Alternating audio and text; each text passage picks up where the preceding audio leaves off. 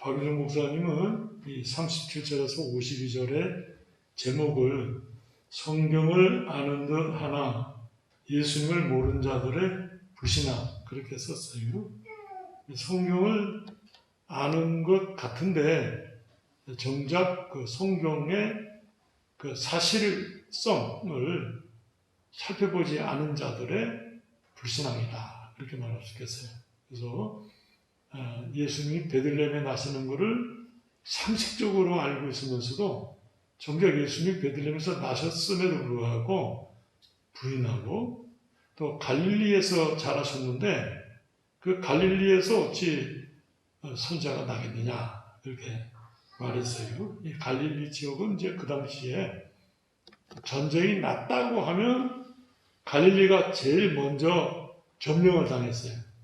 그러다 보니까 갈릴리 사람들이 외국의 침입을 받아서 죽거나 또는 겁탈을 당해서 혼혈족이 되어버렸어요. 그래서 이방의 갈릴리라는 별명이 붙을 정도로 아주 전쟁이 심할 때는 아주 어려운 지역이에요. 그래서 유대 땅 전체에서 볼 때 갈릴리 지역은 아주 가난하고 어렵고 힘들고 세상 막장에 온 사람들이 사는 동네. 그래서 거기서 무슨 훌륭한 것이 날 수 있느냐 하는지 갈릴리의 그 형편으로 볼 때 그렇게 뭐 상식적이라고 할까요? 또는 관용구적으로 쓰였다 이렇게 말할 수 있겠어요.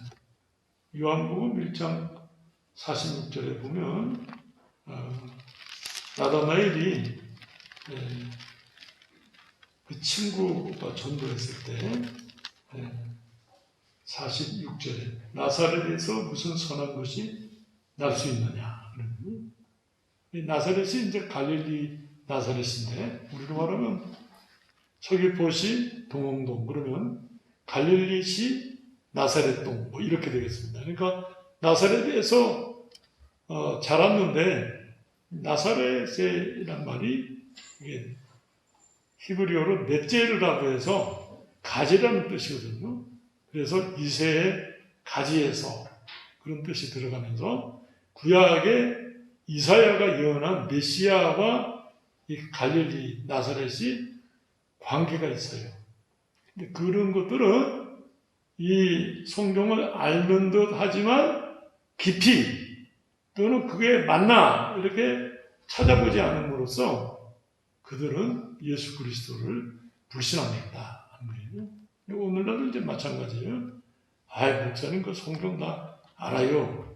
그러면서 정작 믿지 않는단 말이에요. 알면 믿음으로 나가야 그게 참 아는 것인데 아는데 믿지 않는다. 그러면 실제로는 모르는 거죠. 알지 못하는 거죠. 그런 말씀. 여기 37절에 명절 끝날 초막절입니다. 명절 곧 끝날 곧 큰 날에 이는 이제 초막절은 올해 7일을 지키는데 그 다음 날까지 지켰어요. 그 다음 날을 지금 제 8일째를 말하는데 예수께서 서서 외쳐 이르시되 누구든지 목마르거든 내게로 와서 마시라. 이 초막절 8일 동안에 이스라엘 사람들이 뭘 했냐면 예루살렘 성문에서 나와서 그 앞에 있는 실로암 못에서 물을 길러다가 예루살렘 성문으로 들어가서 문에다가 쏟아 부었어요. 그렇게 한 명절의 그 행위는 광야 생활을 할 때에 하나님께서 바위에서 물을 주신 것을 기념하는 뜻에서 그런 이제 행사를 하는 거예요. 근데 그 행사의 의미가 유대인들은 몰랐죠. 예수님께서 그 행사를 보시면서 말씀하신 거예요. 누구든지 목마르거든 내게로 와서 마시라. 그러니까 요 이제 마태복음 4장 4절에 나오는 그 말씀과 이제 같은데 사람이 떡으로 사는 것이 아니고 하나님 말씀으로 산다. 너희가 광야에서 물을 마셨느냐? 그 물은 사실 예표라면 실제는 예수 그리스도시다 이것이거든요. 그런데 그렇게 연결되는 영적 의미를 유대인들이 몰랐다. 여기 37절부터 39절 말씀이 이제 예수님의 아주 짧지만 설교라고 썼어요. 38절에 나를 믿는 자는 성경의 이름과 같이 그 배에서, 배라는 말은 깊은 곳에서 그런 뜻인데 생수의 강이 흘러나오리라. 우리의 심령 깊은 곳에서 성령께서 역사하신다. 그런 의미의 말씀이에요. 이는 그를 믿는 자들이 받을 성령을 가리켜 말씀하신 것이라. 근데 이 배에서 생수의 강이 흘러나오는 근본은 거듭남이에요. 성령으로 거듭나서 성령께서 우리 심령에 계셔서 생명의 말씀을 깨닫게 하시고 믿음으로 이끄시는 은혜를 가리키는 말씀이에요. 그러니까 그 37절에서 39절 말씀에 내게로 와서 마시라고 할 때 주님을 영접하고 믿으면 성령께서 너희들을 거듭나게 하시고 너희 심령 가운데 계시면서 진리로 자유케 하리라. 이런 말씀입니다. 40절에 이 말씀을 들은 무리 중에서 어떤 사람은 이 사람이 참으로 그 선지자라 하며 그 선지자라는 것은 신명기 18장 15절에 나오는 메시아의 다른 명칭이에요. 너희 중 하나에 선지자가 있겠다. 그 선지자라는 말을 쓰는데 바로 예수 그리스도를 가리켜요. 41절 어떤 사람은 그리스도라고 하며 어떤 이들은 그리스도가 어찌 갈릴리에서 나오겠느냐. 성경에 이르기를 성경에 그러면 기억 그리고 밑에 보면 기억에 사무엘하 7장 12절 이하 미가 5장 2절 그렇게 써있죠. 구약에 예언된 말씀에 베들레헴 지명을 딱 가르치면서 나온 아주 중요한 그 예언 구절이 사무엘하 7장 12절과 미가 5장 2절이에요. 성경에 이르기를 그리스도는 다윗의 씨로 또 다윗이 살던 마을 베들레헴에서 나오리라 하지 아니하였느냐 하며 예수로 말미암아 무리 중에서 쟁론이 되니 거기까지 보면 베들레헴에서 나오리라고 했으니까 베들레헴에서 나왔으니까 그는 메시아다 이게 나와야 되는데 확인해 보지 않았기 때문에 베들레헴에서 나온다고 했잖아. 그러고는 확인해 보지 않았으니까 베들레헴 사람이네 이렇게 나가지 않고 나사렛에서 자란 것만 생각하고는 어떻게 연관이 되지 않지 않냐 이런 뜻이에요. 43절 예수로 말미암아 무리 중에서 쟁론이 되니 그 중에는 그를 잡고자 하는 자들도 있으나 손을 대는 자가 없었더라. 그래서 여기 이제 예수님의 설교와 또 구약의 예언이 연결되면서 예수가 참 하나님이 보내신 구원자시다 하는 것을 설교와 또 이 불신앙하는 유대인들의 태도로부터 역설적으로 예수가 그리스도라는 것이 이렇게 증거되는 그런 말씀이에요. 45절에 아랫사람들이 하고 니고데모 이야기까지는 자기들끼리 이제 있는 이야기들이에요. 넘어갈게요. 그리고는 52절에 그들이 대답하여 이르되 너도 갈릴리에서 왔느냐 찾아보라. 갈릴리에서는 선지자가 나지 못하느니라 하였더라. 상고하여 보라는 말씀은 그 율법책을 찾아보라. 성경을 찾아서 갈릴리에서 선지자가 난다고 한 일이 있느냐 그런 내용의 말씀이에요. 근데 이제 이사야 11장 말씀 하나 보겠습니다.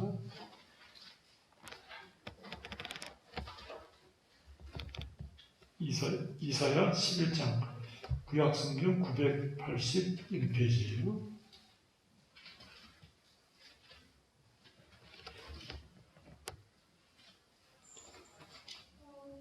이제 메시아 예언장인데 11장 1절에 이새 줄기에서 한 싹이 나며 할 때 줄기가 넷째르예요.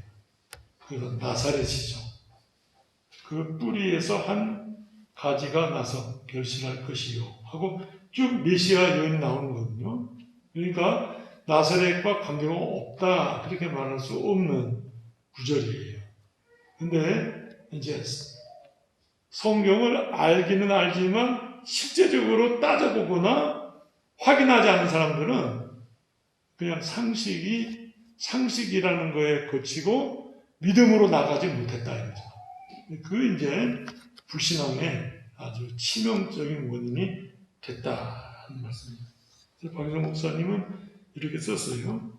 성경을 아는 듯 하면서도 성경과 눈앞의 사실들과의 관계를 깊이 살피지 않았다. 불신앙은 성경과 실제 문제를 관계시키지 않는 데도 있다. 그 이유는 신앙은 이론뿐이 아니기 때문이다. 진리는 사실이다. 그러므로 신앙자는 성경과 실생활, 성경과 역사, 성경과 시대, 성경과 만물과의 관계를 진리대로 실감하고 움직인다. 신앙은 현실을 버리지 않으며 멸시하지 않는다. 이렇게 썼어요. 좀 귀한 주석이라고 생각이 돼요. 우리가 하나님 말씀을 믿고 그 말씀을 알았어요. 그러면 그대로 순종하는 자가 믿음이 이루는 것이지. 아 그렇구나. 그냥 뭐 성경과 현실을 따로 생각한단 말이에요.